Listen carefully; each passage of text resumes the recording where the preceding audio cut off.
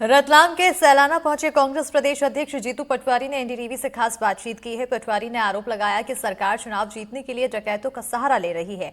इसके साथ ही पटवारी ने कहा कि चुनावों को प्रभावित करने के लिए गोलियां चल रही हैं और इसी पर जीतू पटवारी से खास बातचीत देखिए। मध्य प्रदेश में विधानसभा की 2 सीटों पर उपचुनाव है और इस वक्त हमारे साथ मध्य प्रदेश के पीसीसी चीफ जीतू पटवारी हैं, जिन्होंने बड़ा बयान दिया है मध्य प्रदेश सरकार को लेकर के।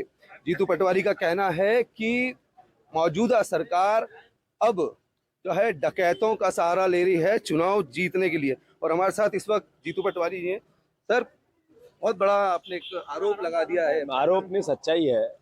हमने निर्वाचन आयोग को कहा कि जिला प्रशासन बायस्ड है, कलेक्टर बायस्ड है, वो प्रशासनिक व्यवस्था में वोट कैसे नहीं डाले इसका प्रयास कर रहा है।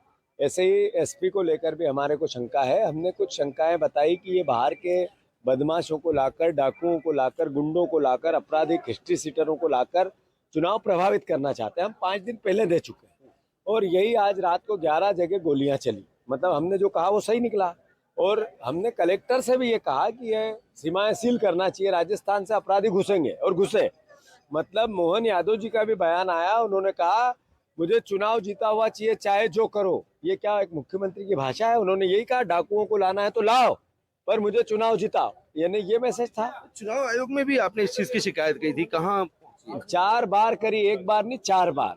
मैं मानता हूँ हमें दुख है चुनाव आयोग के रुख से, और चुनाव आयोग अगर इस तरीके से पक्षपातपूर्ण रवैया रखेगा तो फिर कैसे लोकतंत्र बचेगा। बुधनी को लेकर के सबसे बड़ी बात है कि शिवराज चौहान ने एक बड़ा बयान भी दिया है कल कि जो राहुल गांधी है वो देश को बांटने का काम कर रहे हैं। तो आप किस तरह से? राहुल गांधी जी अगर इस देश में गरीब की बात करते हैं, इस देश में जातिगत जनगणना से देश का पोस्टमार्टम करवाने की बात करते हैं, वो ये कहते हैं कि इस देश में एसटी, एससी, ओबीसी, माइनॉरिटी या अपर कास्ट का गरीब है, देश के संसाधनों का सबसे पहले हक उसका है, तो गलत बोलते हैं। ये भारतीय जनता पार्टी नफरत और घृणा करके गरीबों की छाती पे पैर रखकर राज करना चाहती है। तो क्या कांग्रेस पार्टी गरीबों की बात नहीं करेगी और करती रहेगी? शिवराज सिंह चौहान को अपने दायित्व का निर्वहन क्या किया उन्हें वो बताना चाहिए। क्या हुआ 3100 के धान का, क्या हुआ 2700 के गेहूं का, क्या हुआ 6000 के सोयाबीन का? तुम लाडली बहना के बहन, अभी मेरे पास 1000 है, 1000 दूंगा, फिर 1250 दूंगा, फिर 1750 दूंगा और मैं 3000 तक जाऊंगा। अब वो 3000 कहाँ है? आप झूठ बोले देश के सामने, प्रदेश के सामने, अब देश के सामने झूठ बोल रहे हो, रोज गुमराह कर रहे हो। तो शिवराज जी अपने कर्तव्यों का पालन करें, फिर राहुल गांधी जी को ज्ञान देने की बात करें। जीत की कितनी उम्मीद है? 100%। विजयपुर 50,000 से जीतेंगे और बुधनी भी आश्चर्यचकित परिणाम रहेंगे। एक आखिरी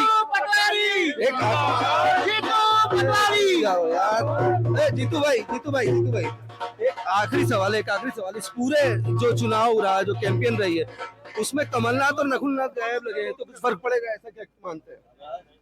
कैसे हो आप? ठीक हो? हाँ, मैं ठीक हूँ, आप बताएंगे। तो भैया धन्यवाद।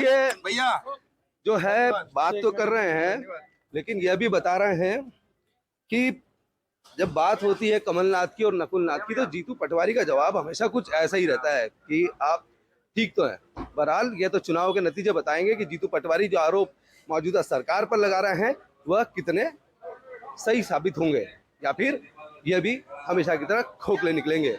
रतलाम से साजिद खान, एनडीटीवी।